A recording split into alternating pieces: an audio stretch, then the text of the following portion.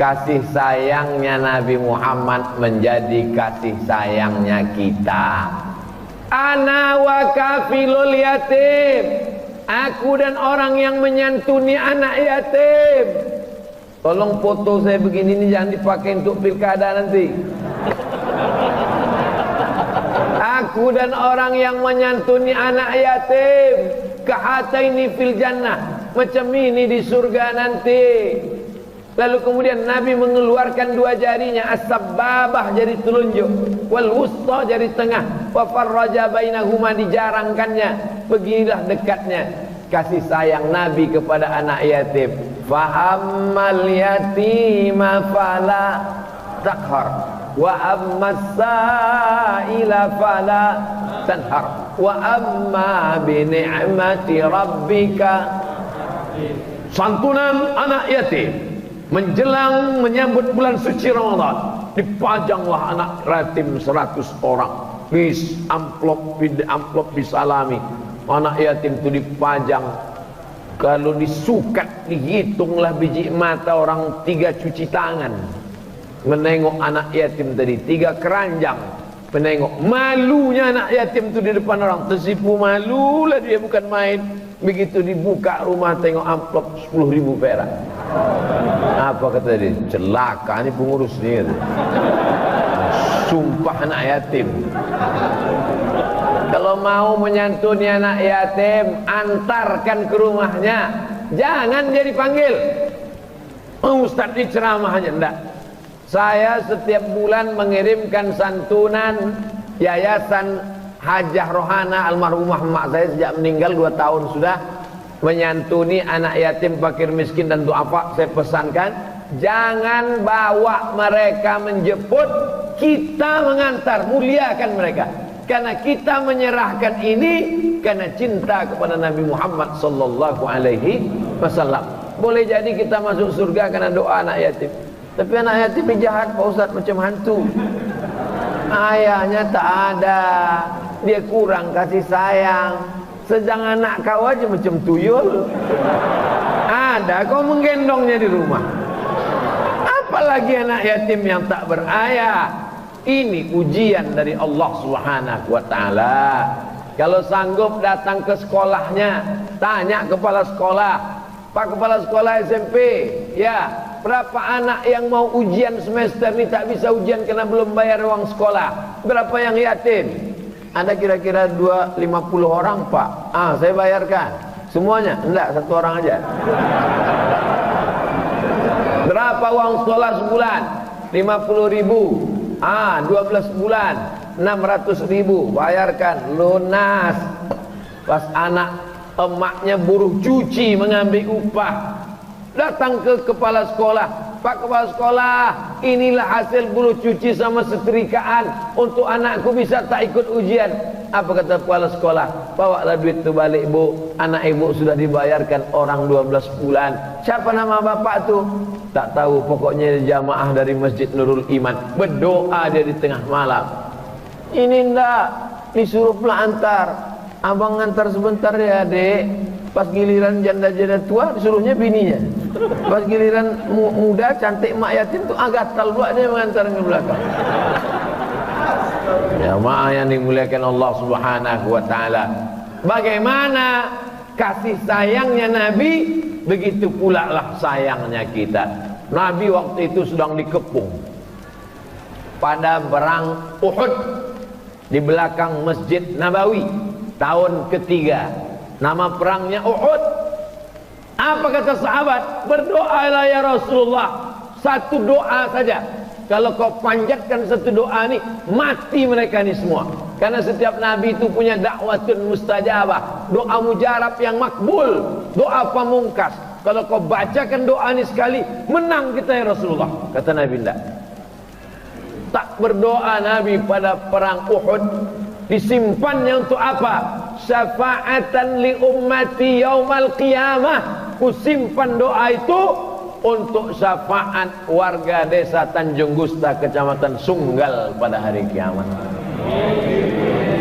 Belum nikah mak kita dengan ayah kita, belum jumpa tuk kita dengan nenek kita, belum akad antara opung kita, sudah kannya kita betapa sayangnya kita Nabi kepada kita. Bagaimana sayang kita kepada Nabi Muhammad sallallahu alaihi wasallam. Kalau ada seorang suami berkata, aku sayang padamu, aku cinta padamu, pas ngasih duit belanja 500.000, gombal, lidah, menggerakkan lidah apalah susahnya. Maka kalau cinta kepada Nabi itu ada buktinya. Qul, katakan ya Muhammad sallallahu alaihi wasallam, in kuntum tuhibbunallah, kalau kalian cinta kepada Allah, syarat cinta kepada Allah, fattabi'uni, ikuti aku. Syarat cinta kepada Allah hanya dengan mengikuti Sayyidina wa Maulana Muhammad sallallahu alaihi wasallam. Baris yang keempat, kerisauan Nabi adalah kerisauan kita. Sekarang yang menjadi kerisauan kita adalah kerisauan infotainment. Kerisauan emak-emak sekarang adalah kerisauan TikTok. Kerisauan umat sekarang adalah kerisauan drama Korea, kerisauan sinetron India, kerisauan yang bukan kerisauan Nabi sallallahu alaihi wasallam.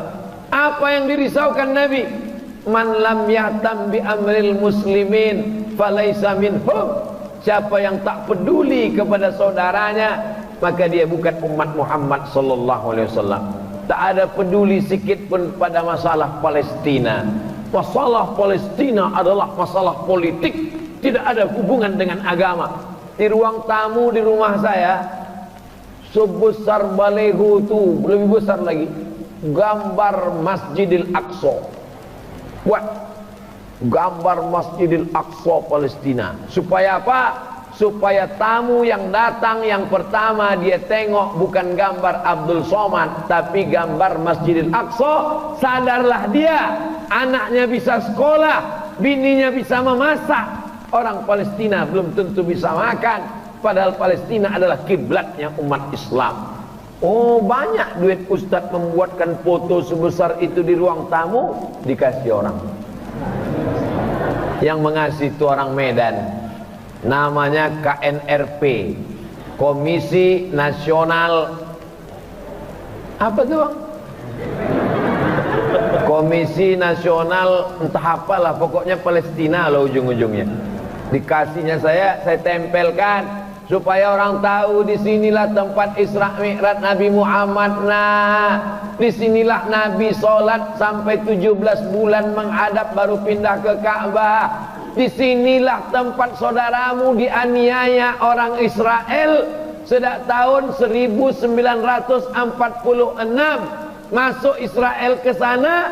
Sekarang Israel sudah berkumpul di Palestina sebanyak 5 juta orang. Satu provinsi, Provinsi Sumatera Utara, entah berapa penduduknya sekarang, 10 juta. 2 kali orang Israel, setengah Sumatera Utara ini orang Israel sudah berkumpul mau mengambil Palestina. Karena menurut mereka juru selamat mereka akan turun di akhir zaman kalau Palestina itu dikuasai oleh Israel. Tak ada peduli sikit pun. Apa kepedulian Ustaz? Saya tak punya kekuasaan, saya tak punya duit untuk menolong, tapi saya ingin menyadarkan umat. Makanya setiap hari Jumat di antara isi khutbah saya, doa tak pernah sekalipun saya tinggalkan. Momen orang ramai, Allahumma ansuril Islam wal muslimin, Allahumma ansur ikhwananal mujahidin al mustad'afina fi Palestin. Tolong saudara kami di Palestina ya Allah. Jamaahnya pun sedang tertidur. Awak berapi-api menjelaskan Israel, dia berair-air di bawah. Tapi saya tak pernah bosan, tak pernah muak. Saya sampaikan supaya apa? Supaya di akhirat nanti saya dituntut. Apakah kau risau dengan keadaan umat ini wahai Abdul Somad? Tetangganya minum khamar, dia tak risau. Anak tetangganya boncengan, dia tak risau. Tetangganya tak pakai jilbab, dia tak tak risau. Pas ditanya, tak risau kau menengok keadaan ini? Jangan urus urusan orang lain, urus saja surgamu, jangan urus nerakaku. Rasanya mau kuantukkan aja kepalanya ke tiang. Memang itu yang tak betudung tu anak kau. Memang itu yang minum khamar itu anakmu. Memang itu yang sakau itu anakmu. Tapi kalau azab Allah datang, sesungguhnya dia tidak cuma masuk ke rumah kau, rumahku pun rata juga dengan tanah. Rupanya kalau datang tsunami, gempa bumi itu ditengoknya, mana rumah orang yang pacaran sini enggak. Wattaqu fitnatan la tusibanna alladzina zalamu minkum khassah. Takutlah kamu kepada azab kalau dia datang, dia tidak menimpa yang zalim saja, yang imam masjid kena, yang remaja masjid kena, padahal yang minum khamar hanya beberapa orang. Gara-gara apa mereka diazab? Karena tidak melaksanakan amar ma'ruf nahi. La ta'murunna bil ma'ruf, ajak orang berbuat baik, wala tanhauna 'anil munkar, larang orang berbuat mungkar. Kalau kamu tidak lakukan itu, la yusikanna ayyab'atsallahu 'alaikum iqaban, akan turun hukuman. Ketika hukuman turun, kalian angkat tangan berdoa, fala yustajabu lakum, doa kamu tak dikabulkan Allah. Doa tak dikabulkan gara-gara tidak melakukan amar ma'ruf nahi mungkar. Maulid Nabi salah satu wasilah ceramah supaya ustaz menjelaskan amar ma'ruf nahi. Maulid Nabi, habis Maulid Nabi nanti Rabiul Awal, Rabiul Akhir, Jumadil Awal, Jumadil Rajab, Isra Mi'raj. Habis Rajab, Sya'ban, nisfu Sya'ban. Habis nisfu Sya'ban, Ramadan, menyambut Ramadan. Ramadan, nuzul Quran, halal bihalal Syawal, menyambut jamaah haji. Habis jamaah haji, lalu kemudian tahun baru hijrah. Itu momen-momen untuk menjelaskan kepada umat dalam tabligh akbar. Adapun dalam keadaan sehari-hari, maka jelaskan kepada tetangga, sahabat, ibu-ibu. Ibu tidak ustazah, ibu tidak profesor doktor, tapi ibu bisa amar ma'ruf nahi mungkar sambil beli kangkung 2 ikat. Kok aku tengok tak betudung?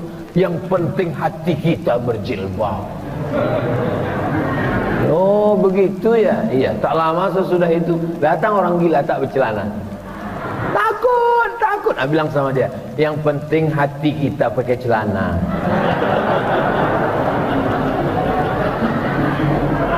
Mana pula bisa kita nafikan zahir dan batin, mesti mengikut syariat Nabi Muhammad sallallahu alaihi wasallam. Baris yang terakhir, sehingga asbab penyebab turunnya hidayah keseluruhan alam. Untuk apalah diciptakan Allah kita di atas dunia ini?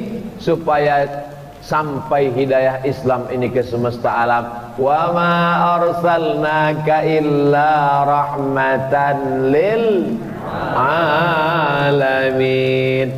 Dulu ketika Islam datang, orang Arab jahiliyah itu menyembah pokok kayu, menyembah batu, menyembah hantu, menyembah roti. Diambil tepung gandum, diadon dengan minyak sapi, minyak samin namanya, lalu kemudian dibuat roti besar, disembah roti yang besar. Begitu perut lapar, dicuil roti itu, dikunyah. Maka mereka disebut dengan jahil. Bukan mereka jahil dalam masalah ekonomi, mereka kaya, duitnya banyak, tapi mereka jahil dalam ketuhanan. Maka datang Islam, la ilaha, pokok kayu bukan Tuhan, la ilaha, batu bukan Tuhan, la ilaha, roti bukan Tuhan, la ilaha, kekuasaan bukan Tuhan, la ilaha, hantu bukan Tuhan, la ilaha illallah. Islam agama yang mengajak orang berani mengatakan tidak. Mengatakan iya semua orang berani, tapi untuk mengatakan tidak, makanya iklannya sekarang dipakai oleh BNN, say no to drug. katakan tidak untuk mabuk narkoba. Karena banyak orang berani mengatakan iya, tapi untuk mengatakan tidak orang berat. Jadi mudah-mudahan apa yang kita lakukan malam ini termasuk menjadi asbab sampainya hidayah ke semesta alam, insyaallah. Yang sudah sholat dengan maulid mudah-mudahan istiqomah. Yang sudah mulai sholat mudah-mudahan makin rajin sholatnya. Yang sudah mati tak sholat, apa boleh buat? Singgahlah dia di neraka jahanam. Maka kita doakan Allahumma firlahu warhamhu. Ibu-ibu, bapak-bapak, mudah-mudahan menjaga jamaah di masjid.